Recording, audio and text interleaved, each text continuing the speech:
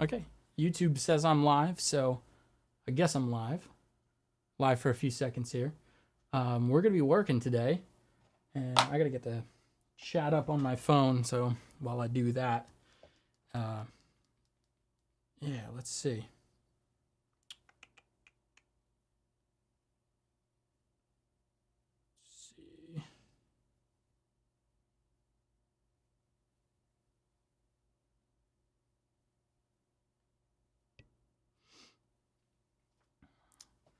I have it up here too.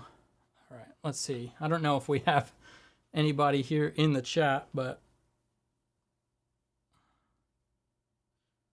it's always the hardest part, getting the link up and running on your phone.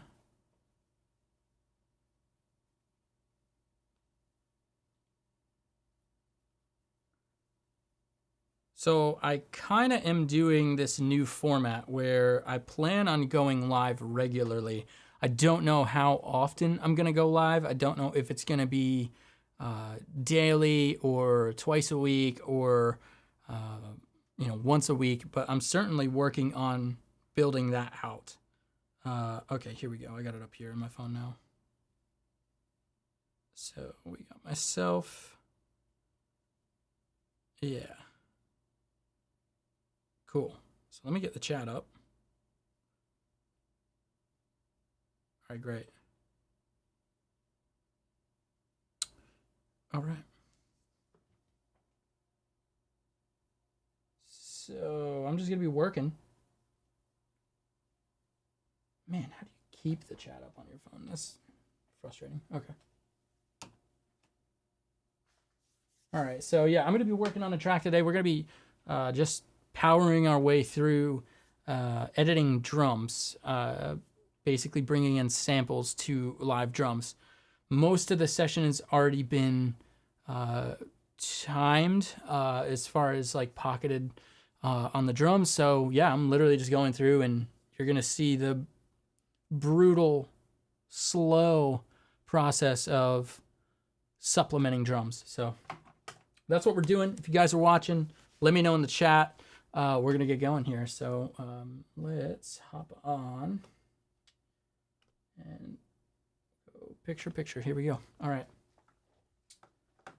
So here's kind of where we're at. This session also is like a bit of a nightmare. I've had to redo a lot. This is like our second time doing main tracking.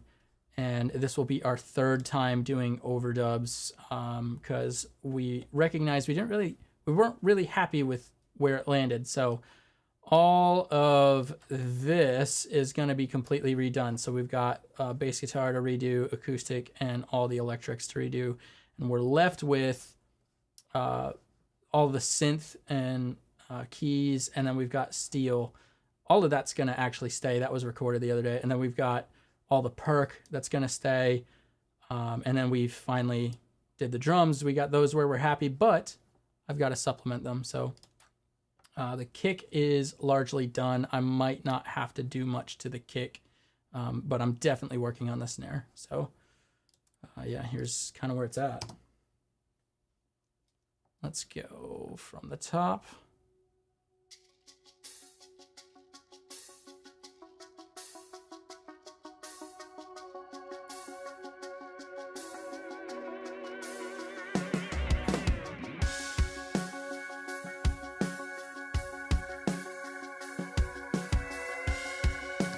So whenever I'm doing this, I got to turn off groups. Let's undo that.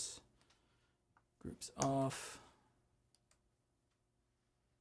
And what I like to do is bring the actual like snare track right up next to the MIDI, so I can see that the transients are landing in time and right on the transient. You'll kind of see what I mean by that as I go here. But we'll take this track and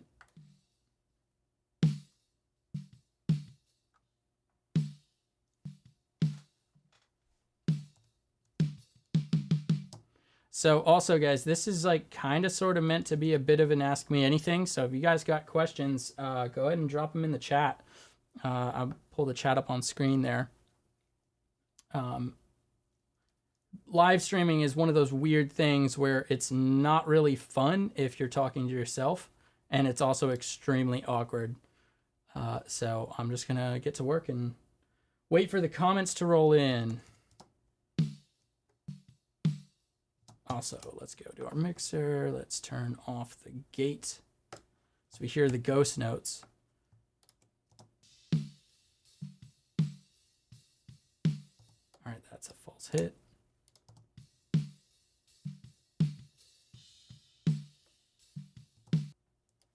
right, so let's zoom in there. And what we got to do, zoom the wave up. Yep, that's about right.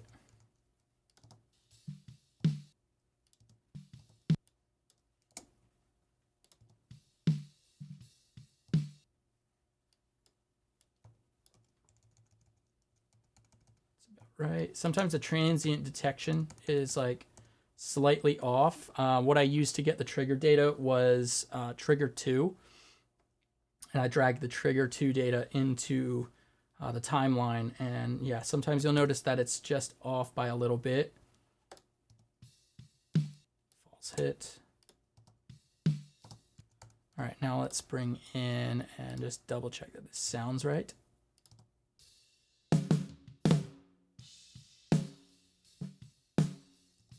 This first one right here, not quite, it's just slightly behind, and it causes like a slight flam.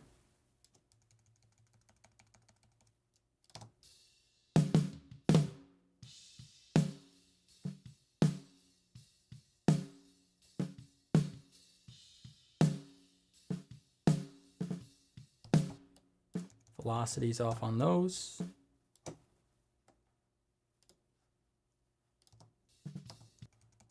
There you go.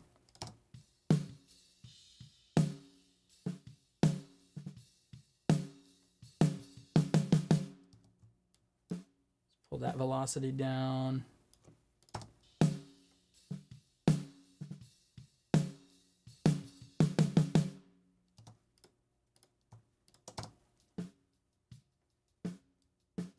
All those are false hits.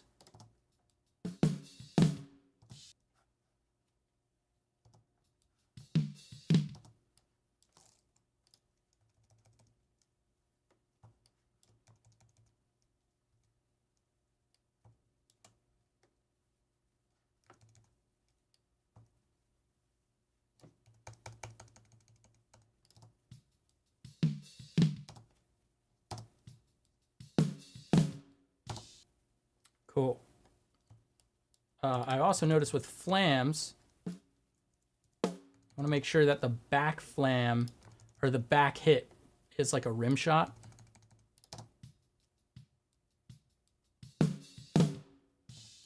Cool. Let's reset the wave zoom.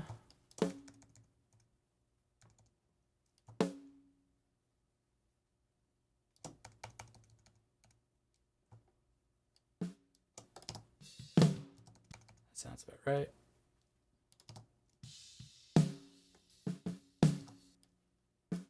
False hit.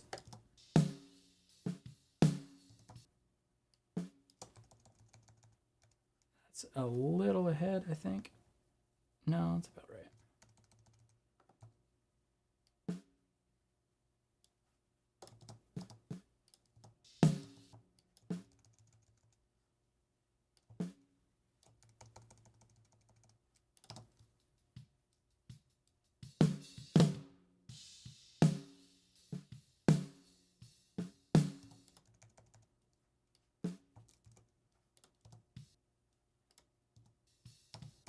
False hit.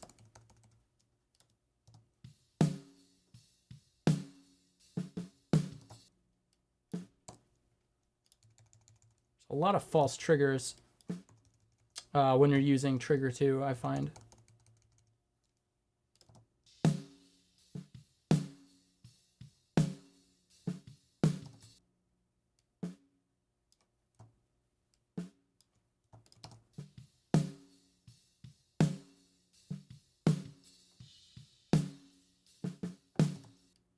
false.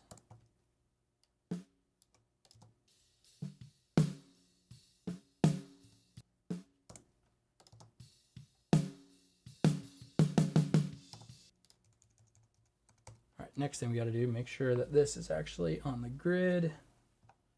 Let's reset the wave zoom. Yeah, all of those look good.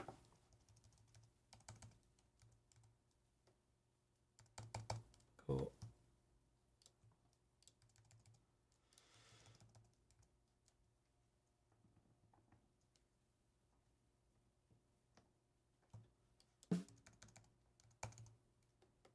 It's behind.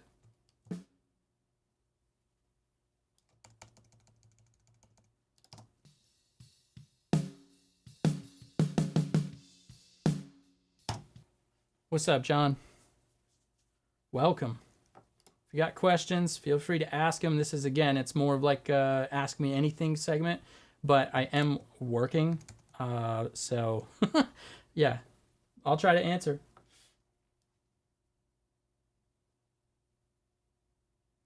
Luna,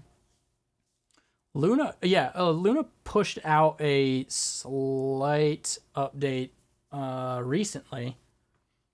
And it was like little stuff, like I think bug fixes and whatnot. But no, there was also like extra stuff included in Luna Pro from memory, and I believe it was like light versions, very similar to like Dynassist Lite. So you have like the new version of that. I think there's Wavelab Go, which is like Wavelab Lite. So there's little things like that and just bug fixes.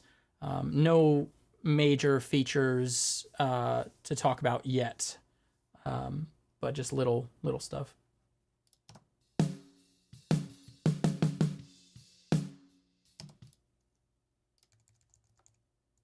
All right, let's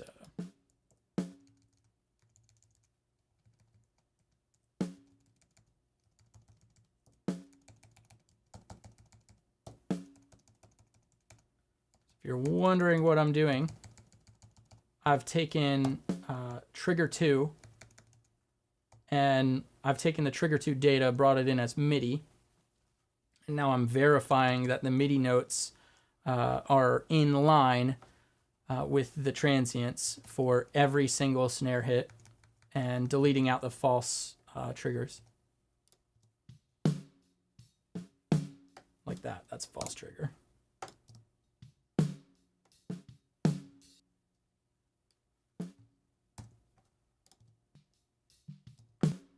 Okay, that's a good one. I gotta bring it way down though.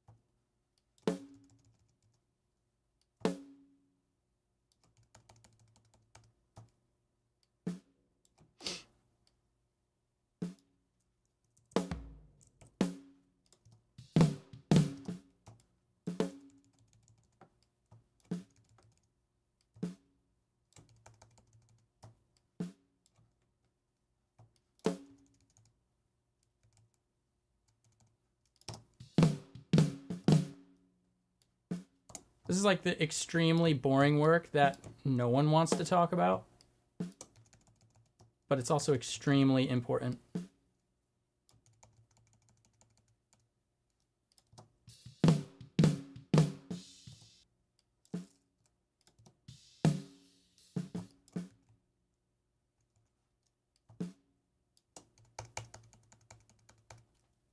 boost that. Yeah, there we go.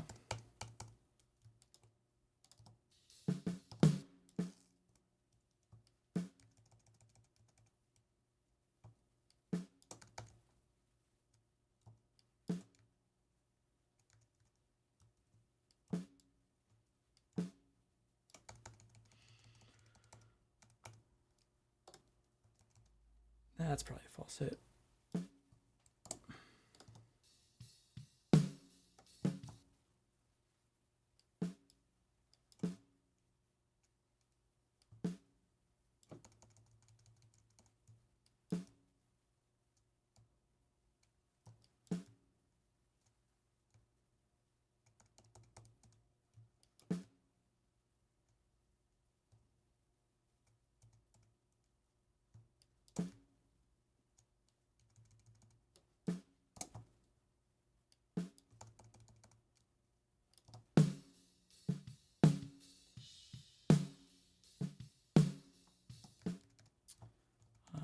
Which one? Oh yeah, here we go. Let's boost that.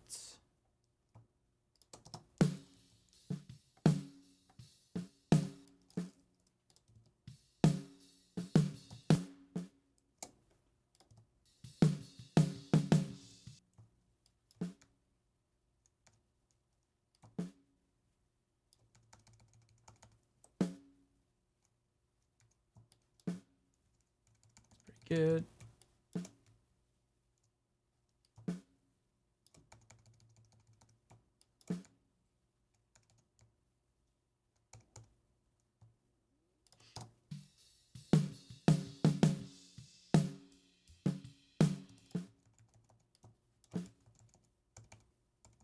This is going to come together pretty cool once I'm done with this.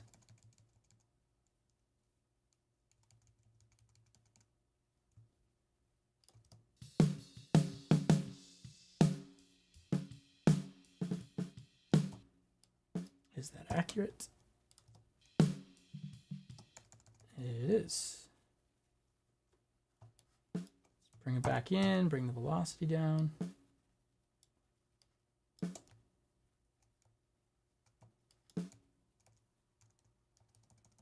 Right.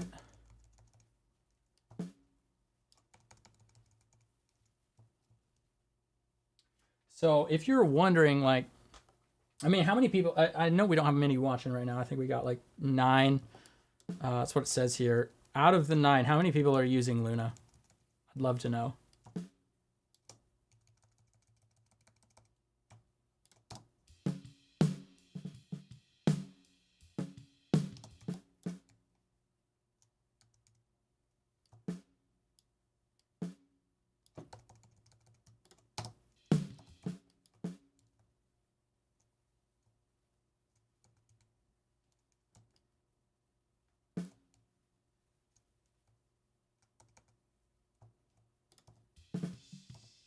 Ooh, there's a missed hit right there.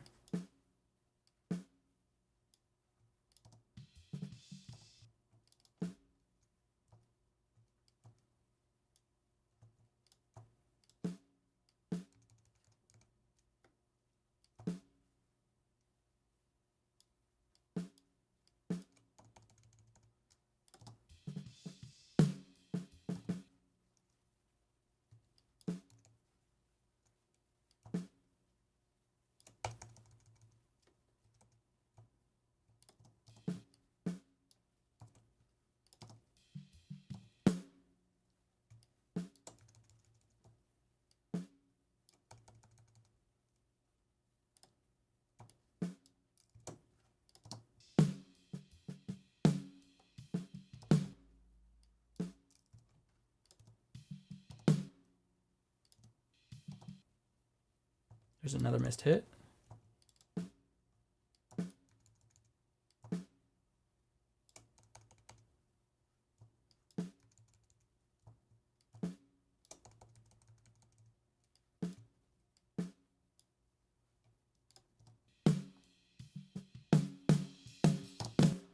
Oh, right on. We got Russ, Jason. What's up, guys?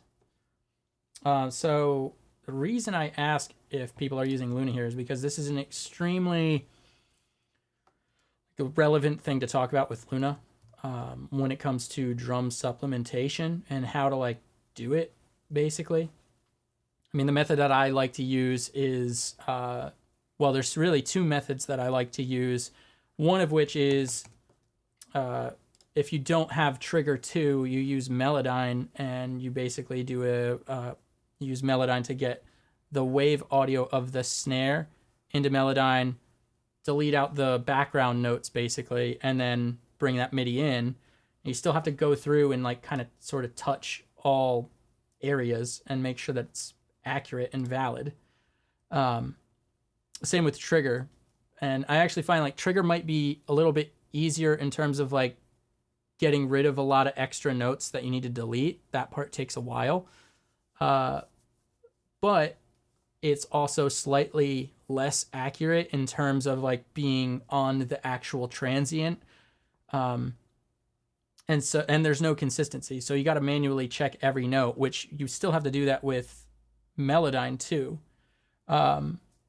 And with a lot of audio to MIDI conversion, you still got to do that. You got to touch every note. But the reason that I like to use EZDrummer is because obviously EZDrummer has really, really great and realistic samples that have lots of different velocity round robins, and it's great. So, but the tedious process of going through and doing this is tricky, and you like literally have to go through, touch every note. The other thing that's difficult about it is like how you zoom in and out can be a pain in the butt. So what I do is I hold Command, highlight a note, and then my playhead, you can see like as I click, my playhead's like jumping around on screen.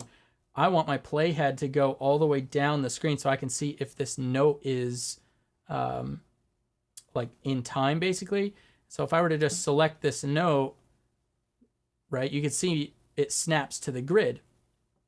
But if I were to hold Command and highlight this, now it snaps to the start of the MIDI note, and I can see visually whether or not this is aligning on the transient. So that's kind of the reason I ask. Very, very high level, nuanced thing to talk about.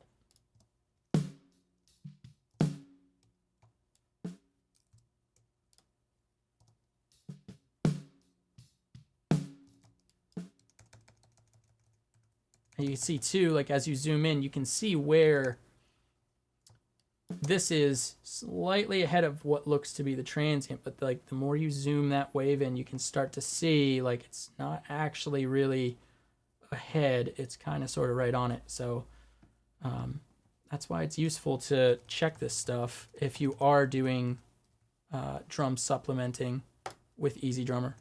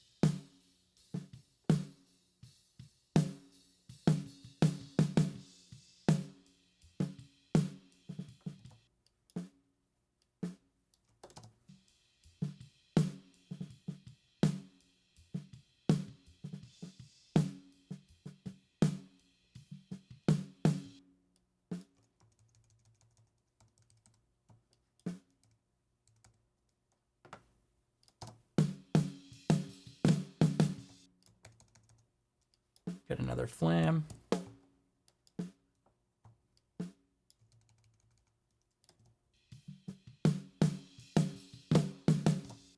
Yeah, so there wouldn't be a, Rick, there wouldn't be a, good to see you in the chat.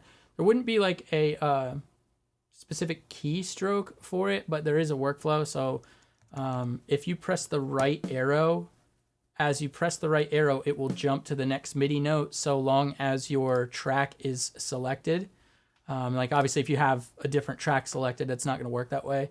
But I have my snare MIDI track here, And if I press the right arrow, you can see it highlights one of the notes. Right arrow, you can then zoom in that way.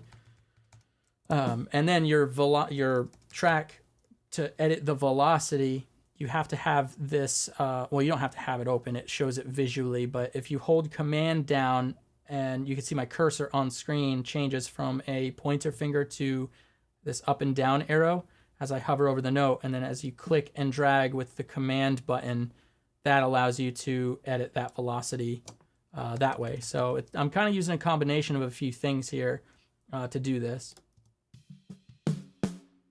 Now, this one's tricking me here. I know this first thing is kick bleed.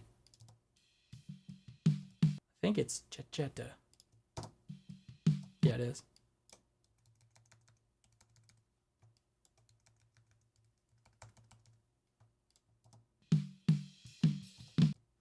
Let's listen to this now.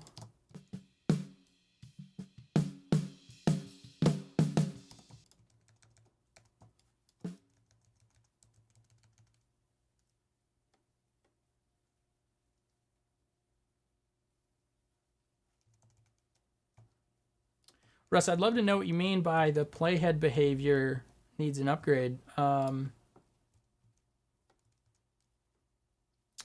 I don't actually really mind the playhead. I think it's just knowing how it works, really, like, because this is similar to Pro Tools, although Pro Tools is definitely deeper with everything, right? Let's reset that zoom, because I feel like that flam is like a little funky.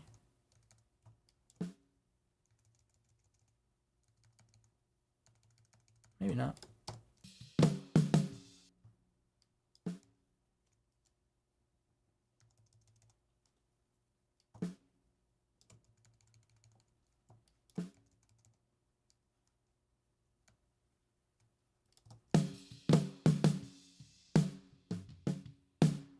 All right, this section will get really weird.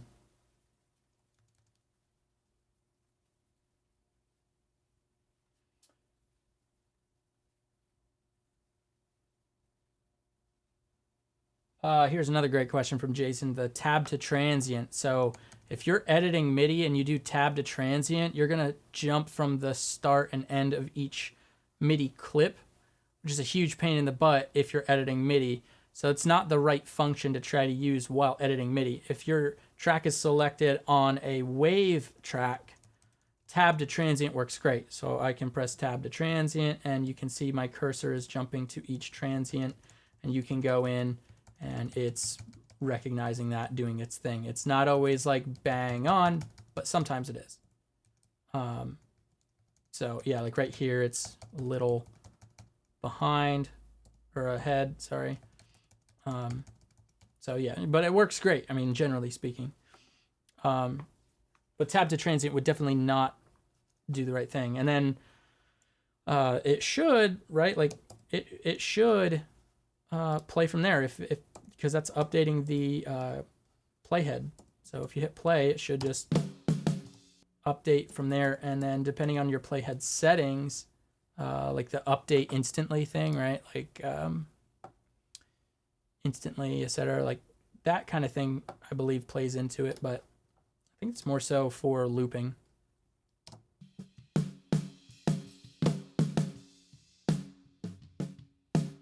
Okay, so I might even just like take the MIDI out while we listen to this section.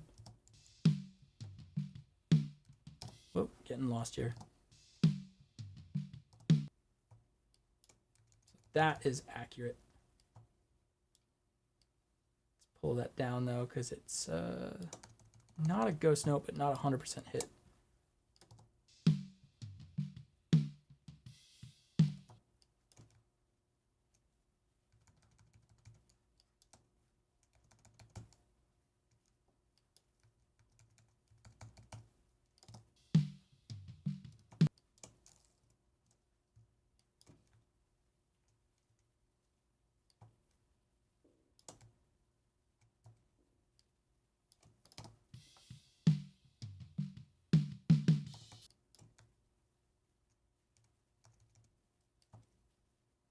See, that one was triggered behind transient. That one's pretty much right on it. That one's pretty much right on it. It's good. Good. Little shift ahead. There we go.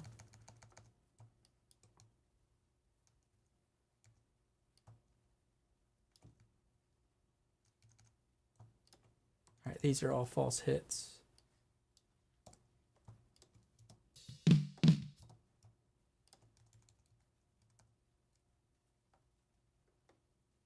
Okay, so now we get into a philosophy question. Let's take that out. Okay, no, those should be good.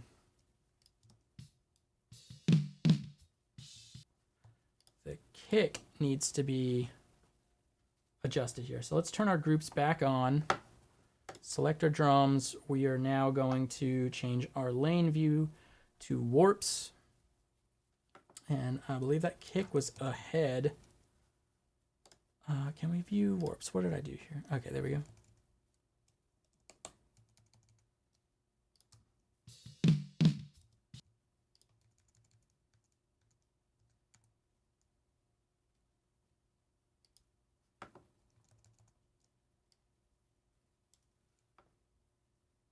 And this is our kick sample here.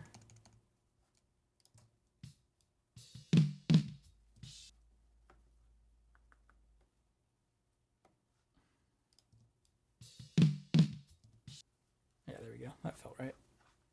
Felt better. And double check that another time.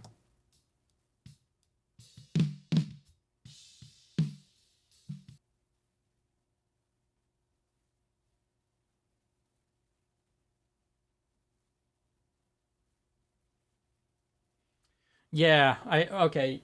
That's definitely a better description, Russ. Yeah, and I think it is probably two different worlds, really. Like, it's kind of the one thing that we are all spoiled with is like the different DAWs have different philosophies, and like everybody gets into this thing of like, oh, this is the way it should be, this is the way it should be, but they're really just different ways of, different philosophies on how you want to work. Obviously, Pro Tools, quote unquote, is the standard for different reasons. But some people like just really hate that workflow.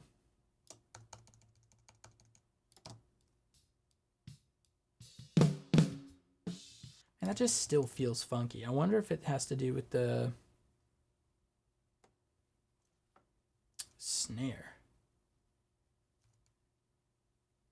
With the flam.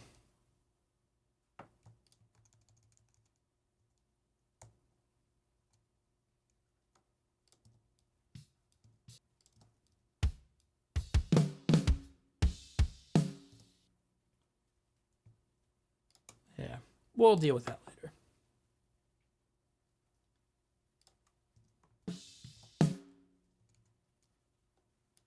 False hit.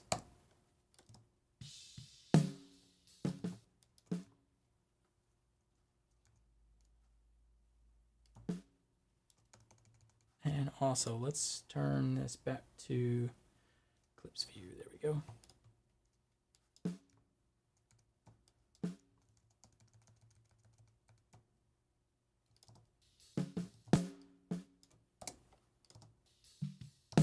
Oh, that was a accurate hit.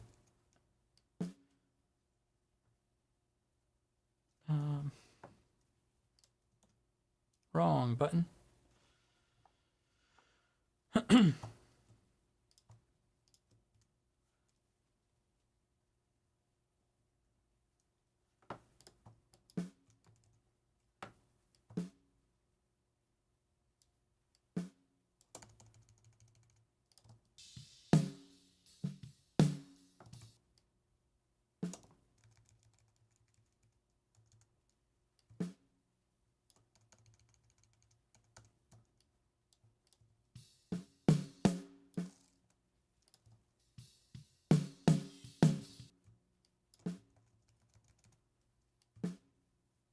almost towards the end of this.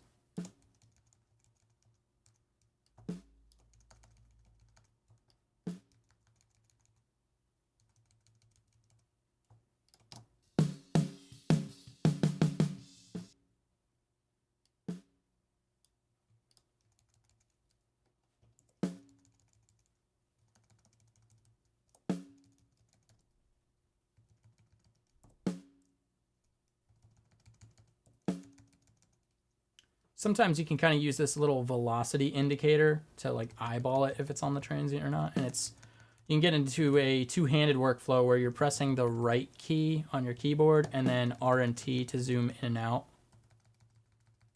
Now you want to zoom out though, because like if you were to just press zoom in and then you go left and right, like you get lost really easily.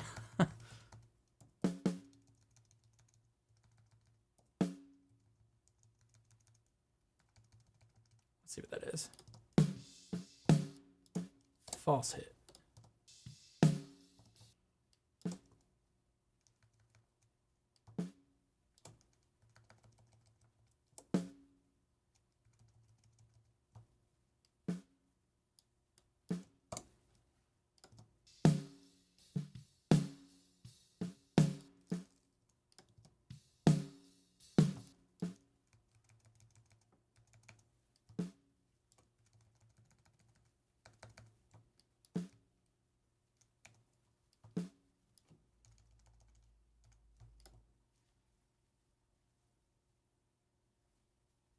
Kyle, what's up, dog?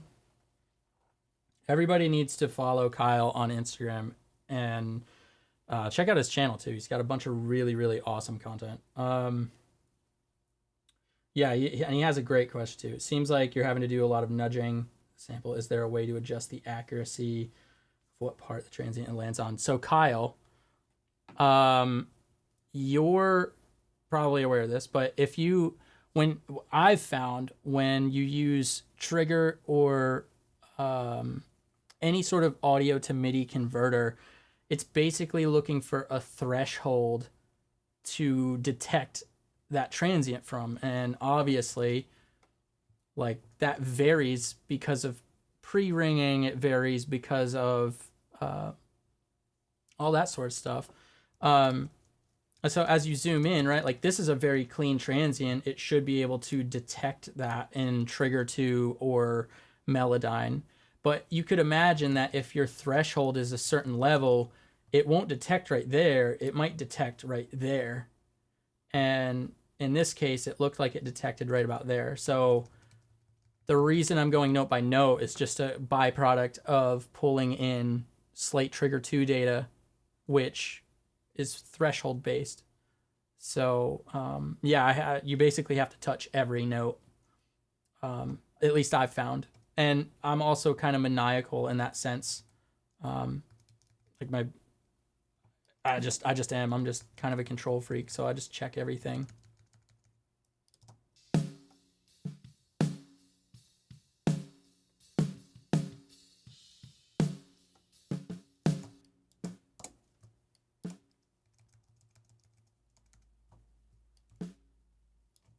Also, Kyle, I need to give you that video of what in the world is going on with your OBS.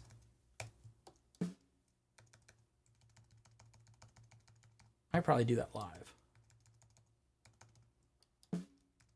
But I actually plan on making like a full video too. Like I want to make a full video response to it. Whoa, that sounds crazy. Okay, kick hit.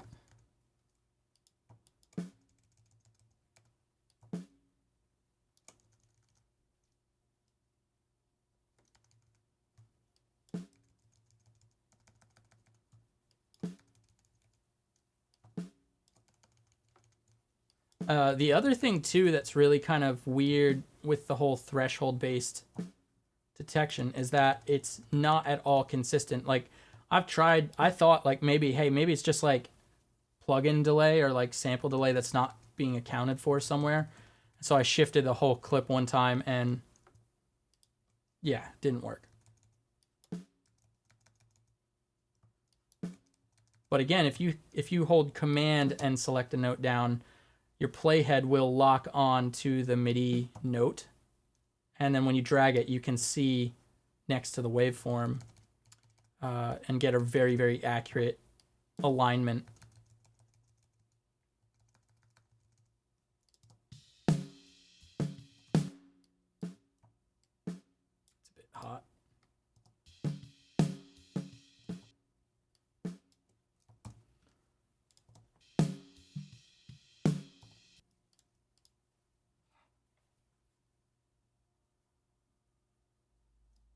Yeah, Kyle. Kyle is a legend. He's really, really talented. Dabbled in the MIDI, steered away from samples on your drums. Well, your drums sound amazing, so like I don't know that you'd need them, but yeah, I'll do a before and after of this. It's pretty amazing, like how quick this trick gets you there. The whole samples trick. I mean, like obviously, that's kind of like the sound of everything up from like the 80s forward.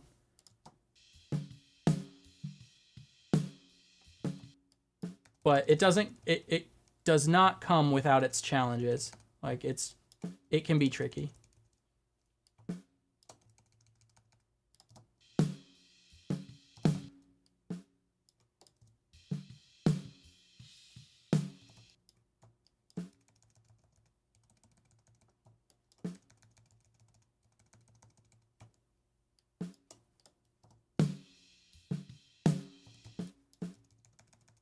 Kyle, I think you do session work, right?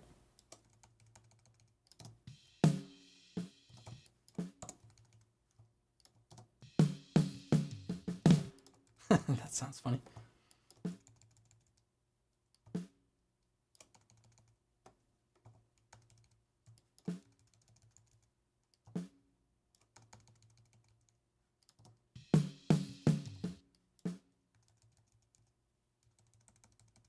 Okay, what actually is happening here?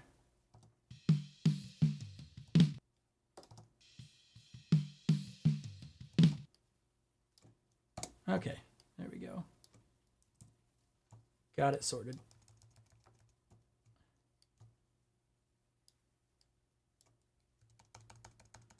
Cool. Well, that was a fun little bit. Now we'll have to double check it and we'll kind of bring everything in. Let's see. What's he responding? Yes. Yeah. Kyle does awesome work. Like seriously, I can't overstate that enough. You guys need to check it out. And if you need drums, he does drums. Drum tracking. Session drum tracking. And okay, boom. Okay, so let's resize this session. And we'll do a few things. Gonna mute out the samples. And you'll kind of hear, I mean, it's like a night and day tonal difference. Now, this is a lot closer, in my opinion, to replacement than just supplementing. And for a few reasons that, it's a few reasons I did that, but, okay, yeah, just D bus should be soloed up here. Keys bus and steel, okay. All right, here's kind of like the dry sound. Let's bring the kick up.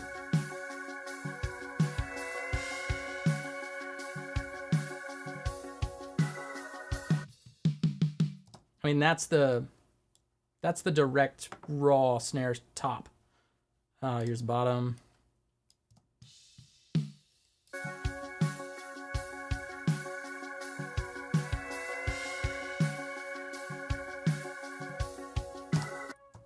So now, let's bring our samples back. I know I had this down somewhere right about there. This is pretty low. So this is kind of like the main image of the real live kit. So it's mainly just overheads and cymbals and hats. So let's get these samples in here. For the snare sound, I've kind of went a bit overboard. This is, again, this is a retrack, so like I had some of this figured out already, and now I'm just like going in and cleaning up. So we're gonna copy and paste this stuff down. I've got 3 main components to this snare sample, and then I've got 1 main component for the kick sample. Let's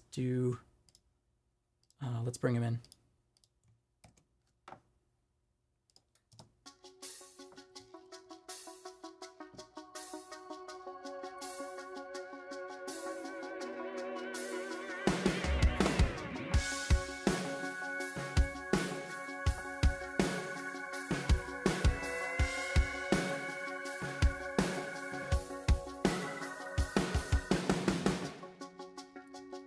And it's like night and day.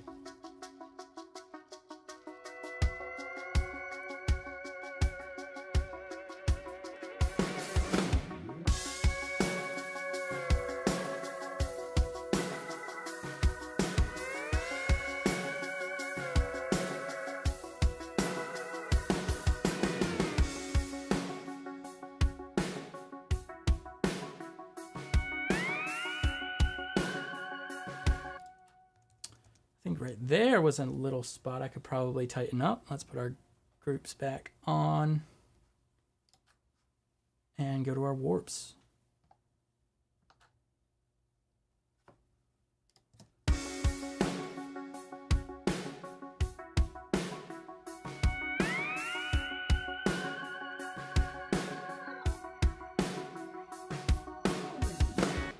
Maybe not. That sounded all right.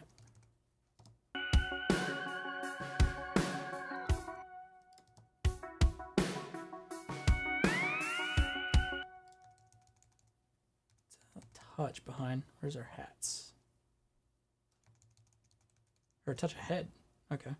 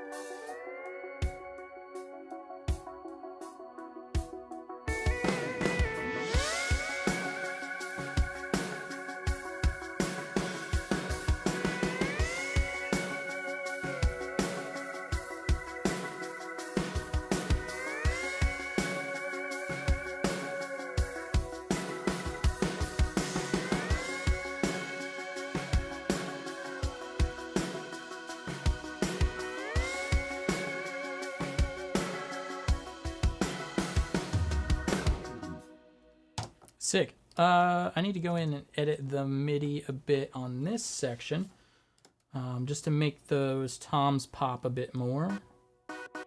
Whoa, my trigger finger was happy there. All right. Let's turn groups off again.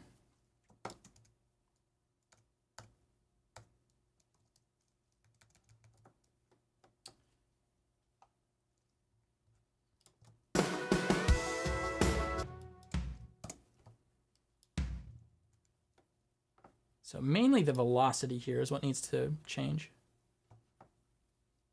Now another like really interesting thought on like using MIDI like EZDrummer to supplement. I mean, like thinking about like choosing the sounds is one thing, and we could get into like a whole theory on that. But the one thing that no one mentions is as you change the sample packs, the velocities within those sample packs change with it. And so, because it was, it was a different drummer in a totally different studio. The way they hit is different. And so, like, the guys at TuneTrack, whenever they're, like, mapping that out, they obviously, like, they can't make them the exact same from one session to another. So as you change your sample packs, you might find that the impact at one velocity, like CC 100, would sound different as far as the actual perceived impact in a totally different sample pack. So that is something to consider. It's like I almost kind of will like find the sounds I like and then worry about the velocities, because if you worry about the velocities first and then you change the sound, you're going to have to go back and readjust those velocities all over again. So just a fun fact there, at least with EZDrummer anyways. Okay, Kyle's got another great question here. Do you know if there's a way to treat group tracks similar to ones in Logic where it collapses like a folder stack thing and allows you to treat the group almost like a bus? Okay, so with groups, I really like the way groups work in Luna. And I think one thing that's interesting from like a philosophy standpoint in Luna is that like a lot of the stuff seems to like kind of follow the Pro Tools formula, which I think is important. Like, because if you think about it, if you're a session player like Kyle, or if you're doing work here in town, like there is a huge advantage to knowing how to work within Pro Tools, and being able to be comfortable at least in that tool. And really, like, everybody should try to be as DAW agnostic as possible, like be proficient in each one, because that can help you get work, or it can get you turned down from work if you just have no experience and you can't work within something else and the client's needing that. Then, well, you're not going to get that role. But the thing that I like about this, groups are literally just tracks, and they're, so let me turn them on. So obviously if I select that, you can see what goes with it is just your track selection. So it's like a selection group, right? And what you can do with the selection group is obviously tie together your mixing, like your mixing moves. So if I were to pan, everything follows. If I were to edit, everything follows. And that's my favorite thing with drum editing. So you kind of saw it a little bit when I was doing the warping. But if I were to change my track lane view, now I'm looking at what the, it says pan. So then I go here to warps and everything is locked together. So as I'm adding a warp here, I'm controlling that. Now, as far as like, how could you get it to be grouped in Logic where it collapses it like a track stack? You're really talking about the bus spill. And so if you were to spill said bus, now in the mixer, you're looking at just drum bus, right? Now, if you set up your mix correctly, and if you hang with me for this half second here, if we spill the main track, we can see all the direct buses that I've kind of created, right? So I've got a number of them, and then I've got a few just like individual tracks. But the cool part is if you hold Command, I think, and then click spill, it will spill just one of those buses in addition to the existing spill. So it's kind of a quasi way of creating like a visual group, because I think what you're really asking ultimately is like, is there a way to visually see this play out? Because there is no like visual grouping. It's just like buses basically. Now, if you have this condensed view from spill and you have your drum bus, you go into the timeline. Well, now you're looking at just the buses and just the stuff that's feeding this main master bus via spill. So I've spilt the entire track down to just the direct feeds that are feeding this main master track. And if I do that same command click on spill again, now it uncollapses the drum bus, and I can look at my session at a glance with just this group on screen. So that kind of is what I think you might be looking for, but there is no direct answer to that in terms of like they haven't set that up yet. So it is what it is there. But yeah, that's kind of where it's at. I think that's a highly requested feature. I'd imagine, right? I know a lot of people would love to be able to have like group folders and track folders and stuff to be able to condense their on-screen view for sure. I've learned to love it like just as it is. I personally prefer to see everything like you see on screen here. It's just how I am. I don't know. I'm a weirdo. And I'm definitely not like shilling per se, but I just like, I've gotten comfortable with this, and I don't need to collapse stuff down because I don't get overwhelmed from large mixes anymore. So, I mean, I suppose if I had, well, there was one session I had like over 100 something tracks, and it was like, a lot of it was like vocal stacks and whatnot. So it's like, once you understand your own mix, like, do you really need it? I don't know. It's just a workflow question. Yeah. So as far as spill itself, right? The way that you should, I mean, I don't want to say how you should be setting up your mixes, right? But like the theory behind setting it up right is that everything goes to a bus. So all the drums and perc go to filter down eventually in my sessions to D bus, which is drum bus. Anything related to bass would go to B bus. Anything for acoustics would go to a C bus. Guitars go to Git bus. Steel has its own bus. Even if it's just one track, like for example in this steel, because maybe later on during mixing I add a verb, and so it'd be like the steel sending to its own verb bus, and then that verb bus gets sent to the steel bus, and then the steel bus would be like a sub mix of those elements. You can see that play out here with the organs. Like, so I've got organ sup, which is organ supplement, pad and pad supplement, arp supplement. So all of these would be keys. They go to a keys bus, right? Pretty straightforward. Yeah, so that's kind of what I do there. Another question. What is it that is improving the sound by using Trigger 2 as opposed to the original version of EZDrummer? Okay, let me explain. So what I did is I'll create a new, let me turn groups off again so I can do this. I'm gonna create a new track. It's gonna be an instrument track with nothing loaded. And, oh, did I lose my audio? Let's see. Okay, so you guys should still definitely hear me. I lost myself. Okay. So all Trigger really is doing for me is getting the kick or snare or tom data into MIDI form, because currently Luna does not have an audio to MIDI function. So I can't just tell Luna to convert what's in the timeline as raw audio wave information and tell it to become MIDI information.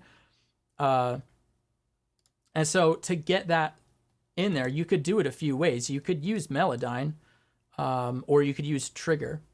And so how I use Trigger is this, right? So normally people would use Trigger and just drop samples in there and they use Trigger, but I've always found that that leads to gunshotting sounds where it's just like the same round robin over and over and over again. And there's obviously ways to mitigate that, but I just find it's a little bit more tedious, whereas you have so much more control over EZDrummer, and I find the sounds are better. You have more control over them there too. So I just prefer it. So what I do is I start by hitting clear buffer. All right, and you see right here it says MIDI capture. So if we go to the timeline, if I hit play,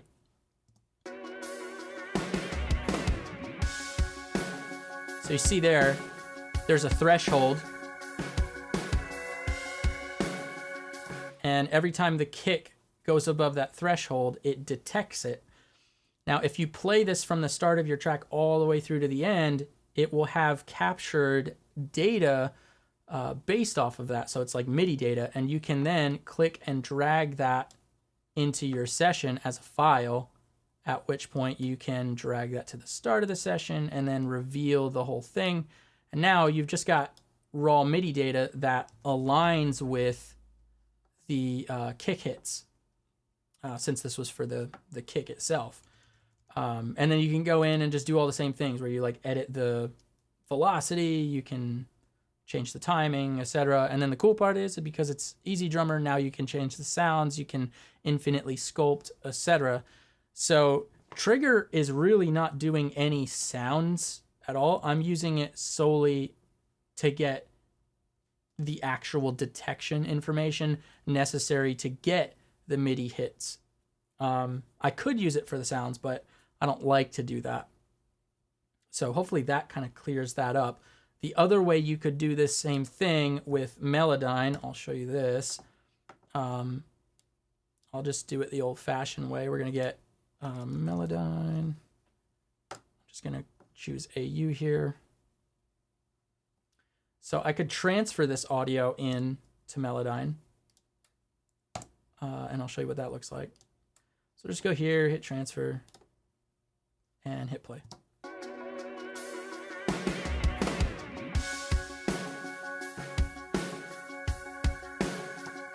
Cool. So it's detected it, and obviously the algorithm thinks it's a melodic. It's got actual notes in there, which is not true. So what you need to do is go in here and change the algorithm from melodic to percussive and hit redetect. And now it's just like note data. And what you do is you go to settings and then you hit save as MIDI, and you'd save it somewhere relevant or easy to access. And I'll call this kick MIDI. Cool. And we don't need Melodyne anymore, theoretically, right? We can get rid of it. And then we got our kick MIDI here on the desktop. Let's just go back in there. We can drag it into the timeline, keep current tempo map. Great, now we have our kick MIDI, but there is a difference because it was not threshold based and it's just audio based. There's a ton of extra hits that don't align, like right there. So there is no kick there. That's just background detection. And so with Melodyne, you got to go in like manually delete out stuff, and it just takes quite a bit longer, I've found. Sometimes it's more accurate. Like if we were to zoom in here, is it detecting right on? Oh, nope, not in this case. So you still have to go in and just like do the same thing we were just doing for the last, 45 minutes or hour or so, right? There's no way around it. And the benefit is that you get really accurate triggering at that point, and then you can change all your tones. So to clarify, yeah, again, Melodyne or Trigger 2 is not really doing any of the audio sounds. Although that's just coming from the MIDI data that we're trying to trigger audio from. So hopefully that answers your question, Jason. That's a good question. So the changes and improvement was just velocity changes. Yeah. Essentially, yeah, because you have control over that now that it's raw MIDI data, whereas with Trigger 2, it was just whatever it interpreted off the threshold itself. So, yeah, so hopefully that clarifies that. But let's go ahead and delete that. And I lost my own monitoring again for some reason. Okay, let me check. I think... yeah, that's why I'm not in console tracking mode. Okay. I've kind of gotten to a good point on where I'm at. I have to go back through and basically completely redo 80% of this instrumentation. I got to redo the bass, the acoustic, the electrics. So we basically just have a pretty raw track here, but the good news is like all my vocal arrangements already done. All that kind of stuff's done. But Kyle, are you still with me? Let me know in the chat, because I'm going to show you what I am doing for these videos and what you were dealing with your screen capture. So let me know if you're here.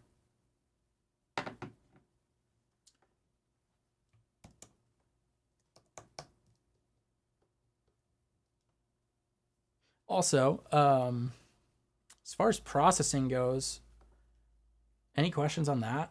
Like what I'm doing there? Like what else can I talk about? Let's turn that on.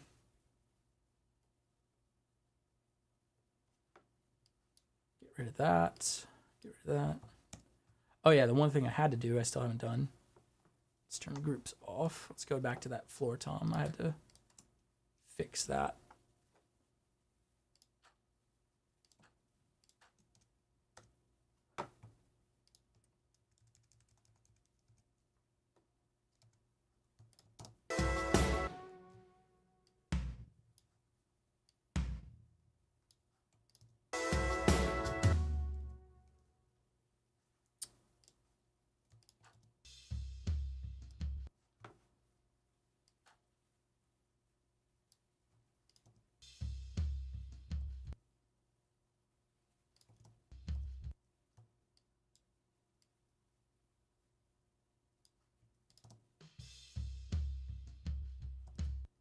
Okay, missed a trigger right here.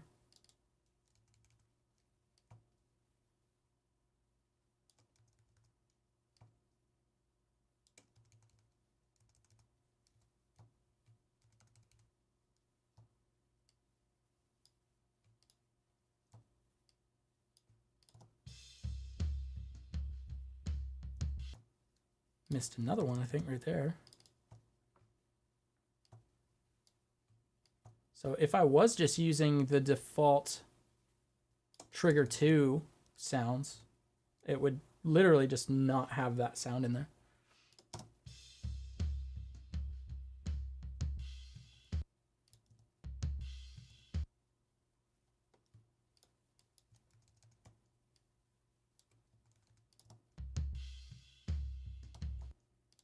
There's another one it missed.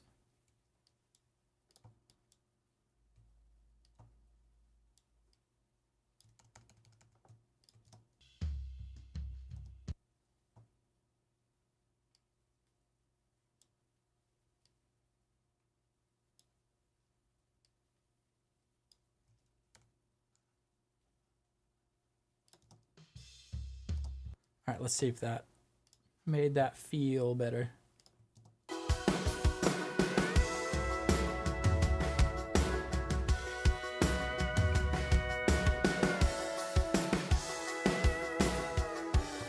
Okay, cool. So let's make it even hotter for some of those really hot hits.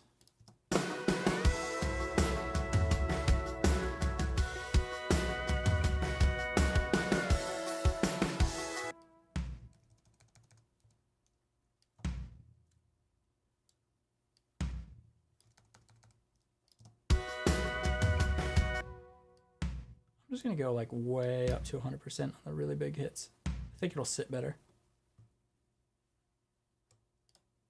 I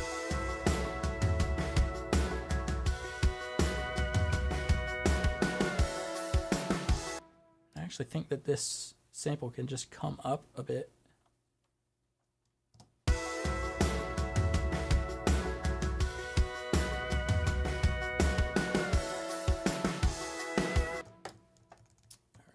This guy can go up. Sick.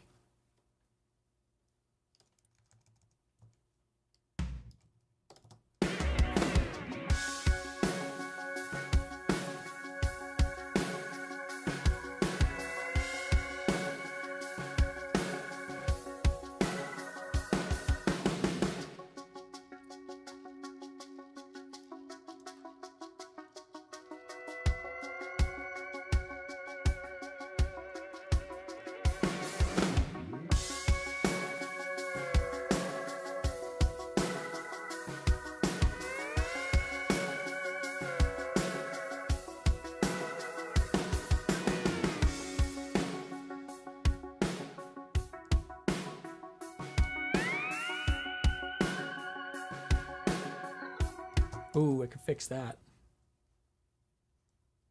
Let's go. Now this is really where it gets extremely tricky.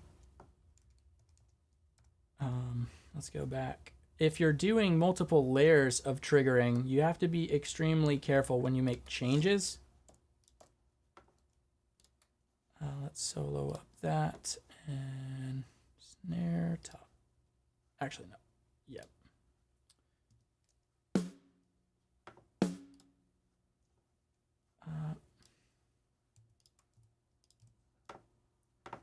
V2.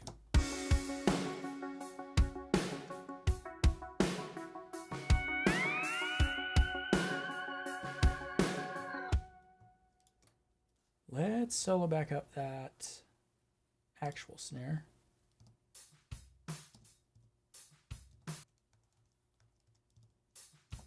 Okay, so that was a false hit. So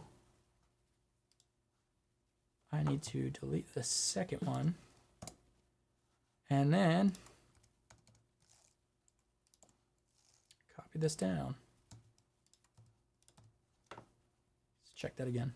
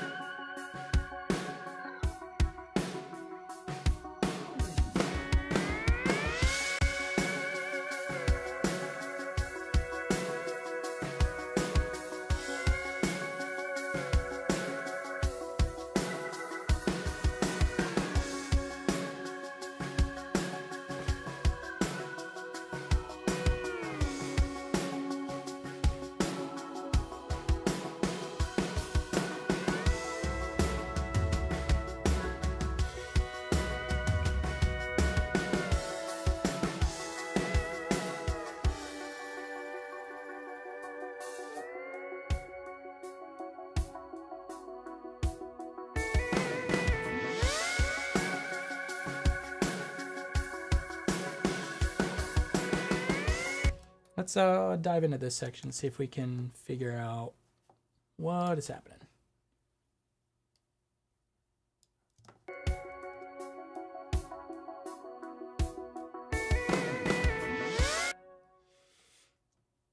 I think it's really just like the way the flams are, and it ends up feeling like either rushed or delayed.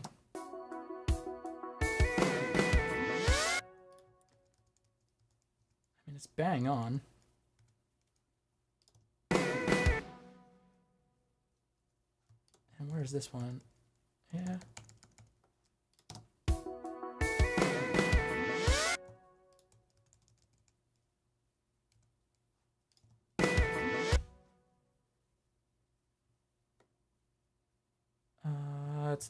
Maybe it's the hat. I wonder if I could fix that.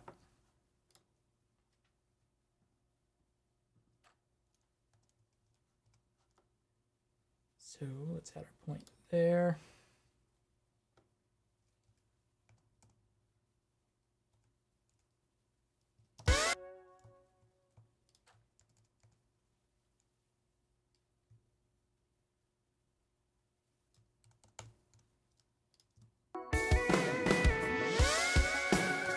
Yeah, I think that might have done it for me.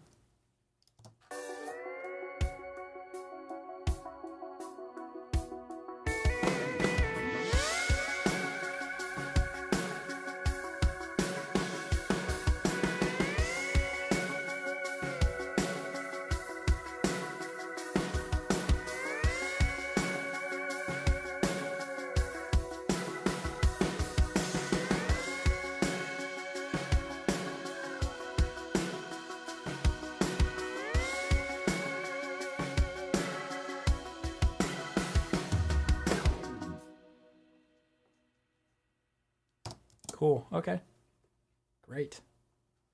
Now let's do some quality of life stuff while we're here. Turn our groups back off.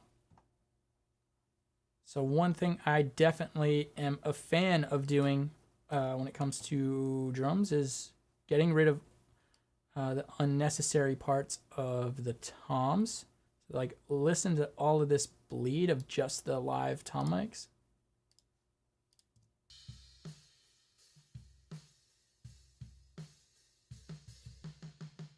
mean, that's a lot.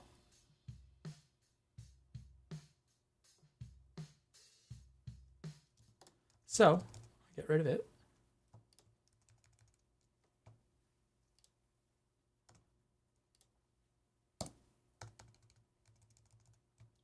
And really just go right up to the end here. It's getting a little close to the transient, but then you do that, fade it in. And then you find a nice spot to jump out of it. So like right here looks good.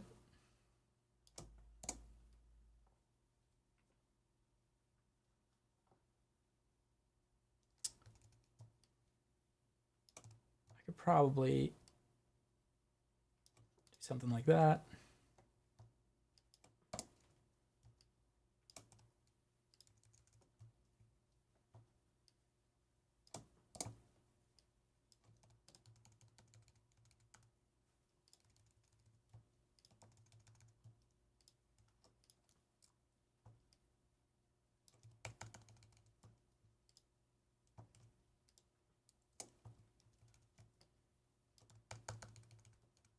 Cool. Tom 1 done.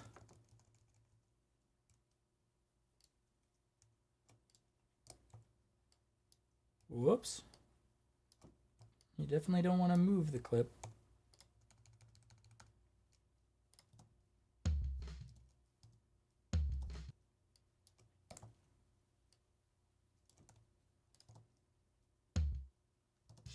Yep, that'll feel pretty good.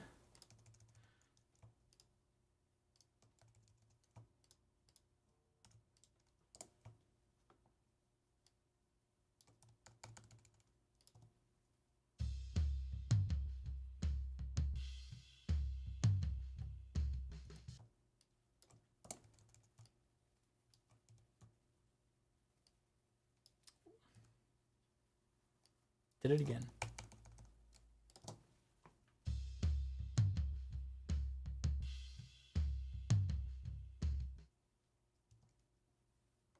That probably wasn't a clean exit. And I could probably get rid of this too.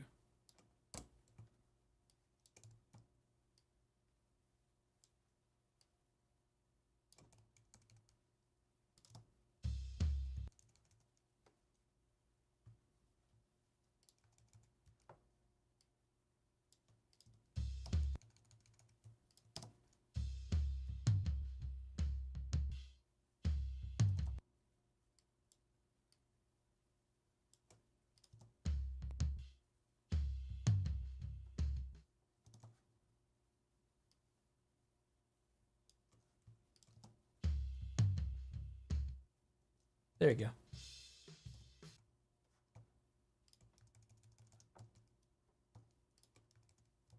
This is probably another philosophical debate on getting rid of this, because some people would be like, well, the background bleed of the tom mics are part of the sound.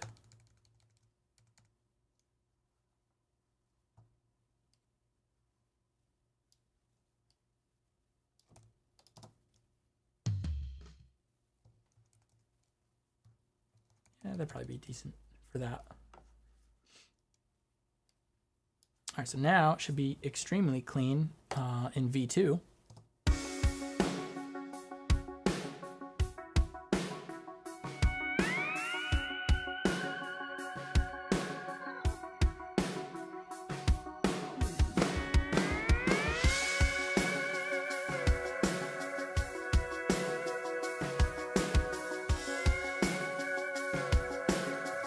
Cool. Yeah, much cleaner. And then let's go to this section here. We got another good question in the comments here, which I'll detail. Kind of detailed it earlier.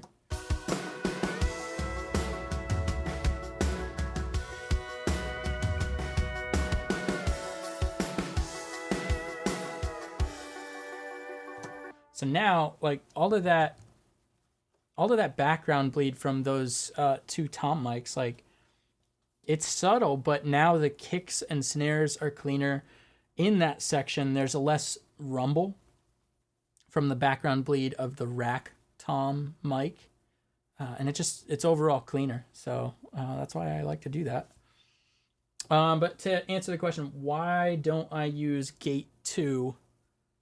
Or I'm thinking that's Waves gate, maybe, or Steven Slate trigger. Well, I've found that I just prefer to use EZDrummer because I get that control back. I have complete control not only tonally, but also from a velocity standpoint. And sometimes the triggers, because they're threshold based, you miss trigger. Like the triggers don't trigger all the way because sometimes the hit is underneath the threshold. And so now if you're trying to have this really nice consistent sound, well then if one of those samples just disappears for a snare hit, the illusion kind of goes away. At least I've found. So it's not to say that you can't use trigger and get a great result. Obviously, tons of people do. But it's more of a question of just philosophy. I prefer this approach. And I like the extra control. So that's why I do that. But now I'm just going to go through a few other cleanup tasks.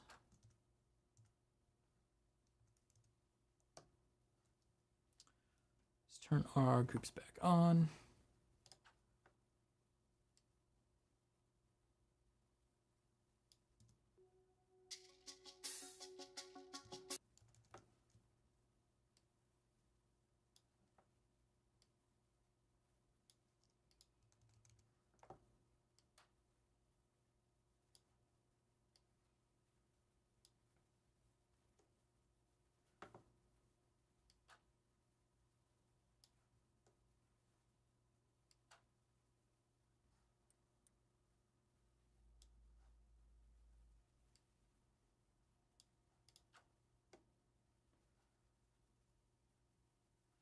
And all right.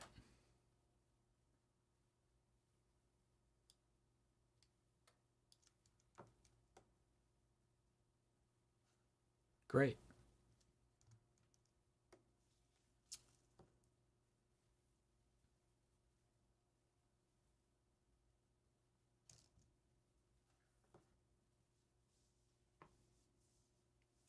All right.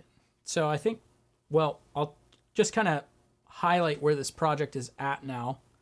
The drums, pretty good. They're pretty dialed in terms of where I'd like them to be for right now. There might be a few little spots where I could clean up a little bit more. Like right here, I could probably go in and clean out some of that just room tone. Here, let's solo that up.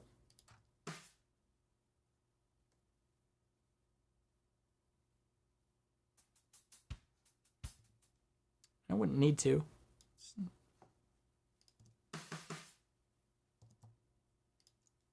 But I always say don't be a lazy editor.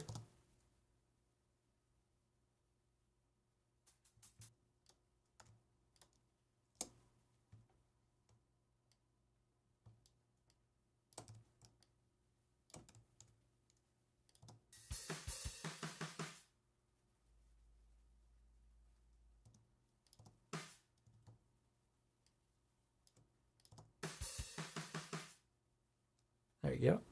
Nice and clean.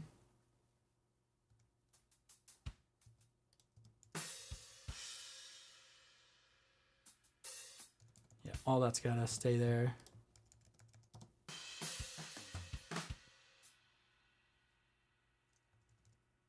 I'll deal with that at mix down on the end. Cool, so that's clean. Yeah, so I have to go back through. I gotta redo all of the bass. This is a retrack, so we got to redo the bass, acoustic, and electrics. The steel, it's feeling good. Keys are all kind of feeling good. The vocals are already pretty much solidified. We might do a retrack on V1. So there's that. Now, I'm very curious to know, what do you guys think of this format? Do you like the premise of working with me, watching me work? Because I do plan on doing this a lot more frequently. I'm not sure if I'm going to be doing this every day. Theoretically, I could. If I went every day, I'd have to put it in the members only section. I certainly want to do ask me anythings. I would like to do more of this, and I think I might be going once a month to start out, where there's going to be a good portion where it's just anybody can tag along and hang out, almost like Ask Me Anything style, and then there's going to be a members only section where we go and we continue to do this, ask specific questions, get one-to-one answers, etc. That's kind of what I'm thinking of doing. I have the capability to do it whenever I want in terms of going live. So yeah, I've got my system going for that. This is extremely efficient for me to just turn everything on, power it up, and go. So I like this concept. I like chatting with you guys, answering, etc. I think that's pretty cool. As far as other stuff going on with the courses, I have a home production course that I'm really excited about. I'm starting to film that right now. Hopefully that will be live by August. The idea behind that course is everybody's, with your home studios, everybody is like going out. We're watching all these courses, like not to like harp on anyone, but like mixed with masters, right? And they're in these extremely nice commercial studios, and they're talking about things from a deconstructive manner where it's like they've already finished the song and like, oh yeah, well, I just threw this on there and then I did this and then this really brings out this. And if you're working from home, sometimes I think a lot of those decisions can get misconstrued where you think like, oh, this answer, this is the answer. I got to do this every single time. And so it's a bit, the whole thing for me is like I want context in the lessons. So this home production course that I'm working on is literally made to take some of the concepts that you see in the commercial studios and translate them to the home studio, because you deal with a totally different subset of problems from home than you do in the commercial environment. And so that's kind of the idea behind it. Super excited about that. In the meantime, this is something I want to keep doing. So if you are not subscribed, subscribe, and yeah, and stay tuned. So, but other than that, I now have to get prepped to work on the bass, work on the acoustic, and all of that. So it's possible I might be live, maybe even later today for another session. And yeah, so just stay tuned. Other than that, guys, I'll have another few minutes for some more questions, so we can go through those if you'd like. Yeah. How was the audio? Was the audio all right? Was the screen resolution okay? How are you guys watching mostly? Are you on iPhone, computer? I know Kyle said he was in his mixed position, so that's cool.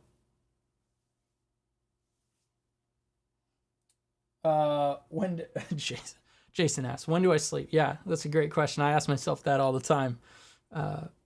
Yeah, I don't know. I've got to come up with the answer for that one.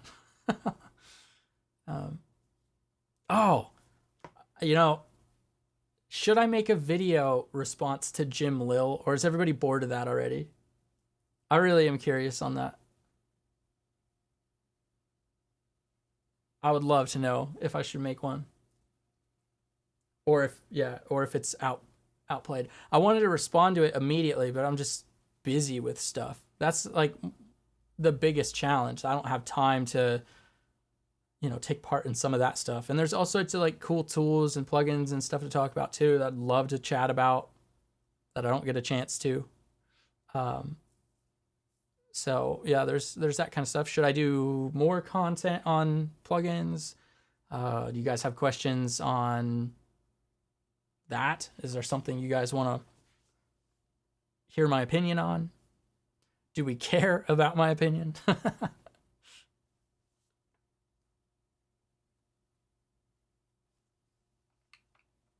Chat is mysteriously quiet.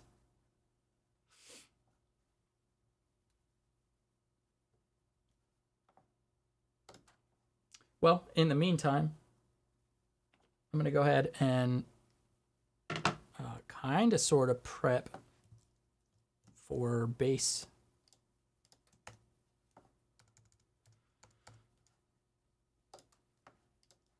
So this is going to get a new version.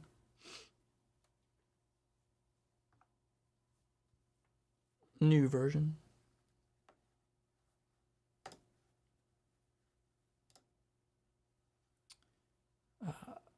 Probably go 8.1. I'll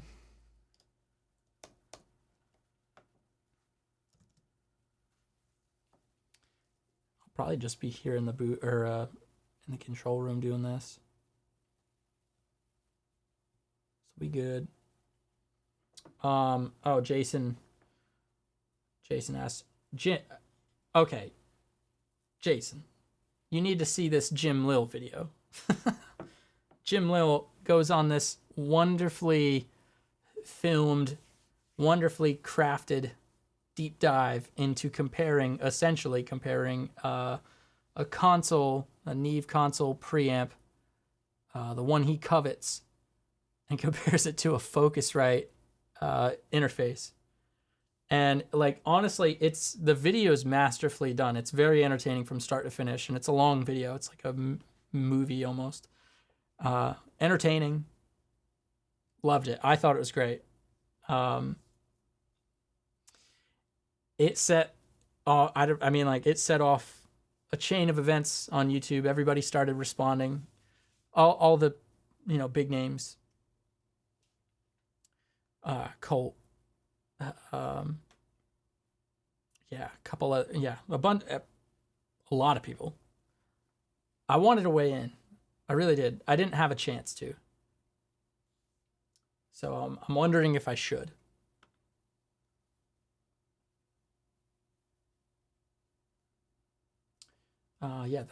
This is largely, this is good to go. I'll prep the ACs too. So those two dudes are going to get a new version. The guitars are straight up just going to be deactivated.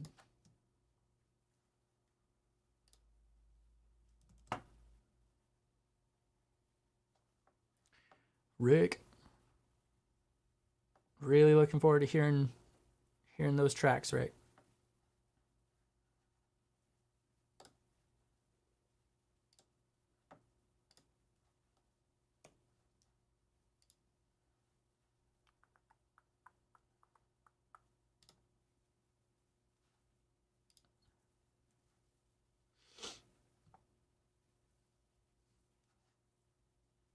Spinning Wheel of Doom. All right. Cheers, Jason. We'll hide selected tracks. And let's go ahead and create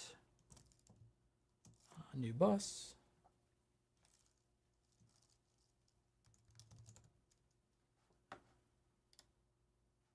Route from none. Spell. All right.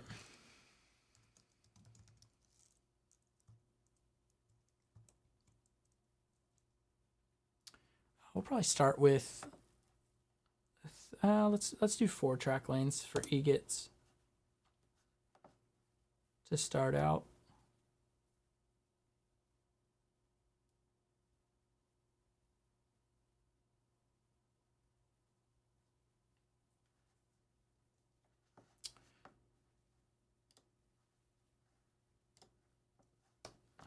IC2.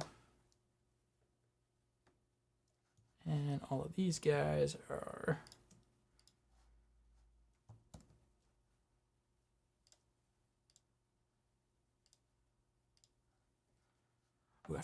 I forgot all of this got changed on me. Oh,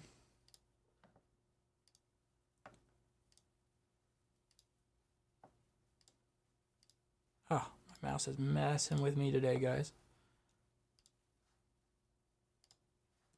There we go.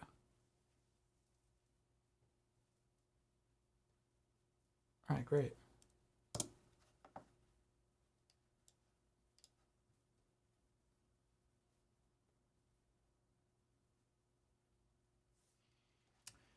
All right, You know what? No.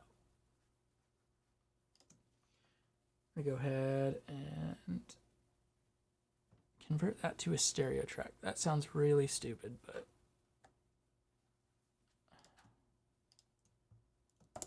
delete those. I'm probably going to use an amp sim, so I'm just reconsidering all of this.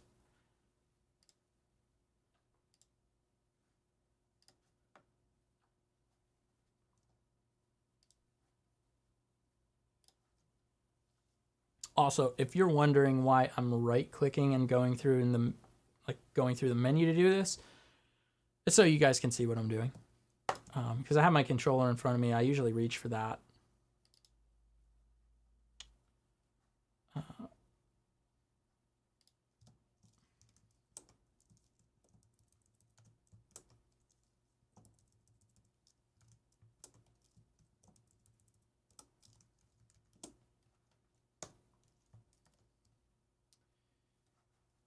And let's go ADAT 1, 2.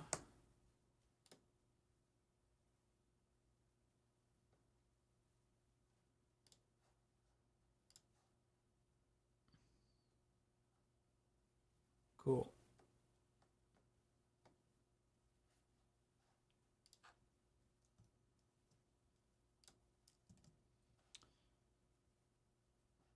Don't need this track.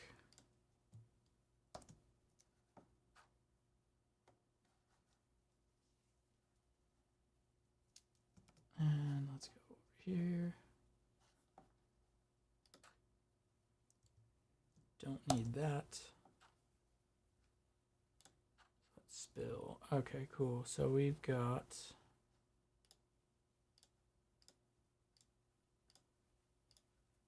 a little bit of work to do. We've got automation that I have to clean up.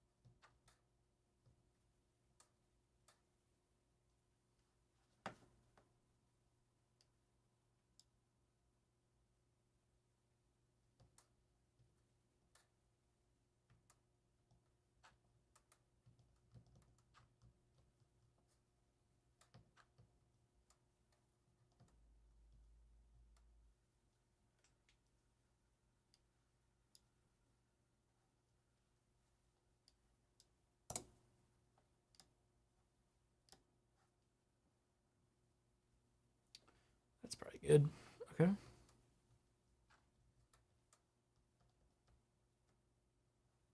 Cool.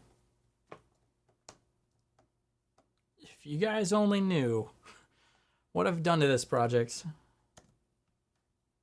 you'd be like, why?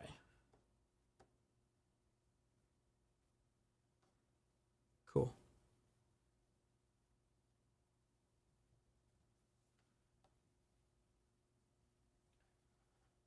All right. All right, guys. Well, I think yeah, I think it's probably a good jumping off point for the stream right now. Again, I might be live in a little while again. Yeah, I've got a lot of work to do to this, and I'm up against the clock, but I think these live sessions are really cool. So if you guys dig them, stay tuned. Until then, cheers. That's gonna have to wrap here. So where do I go? All right, fade to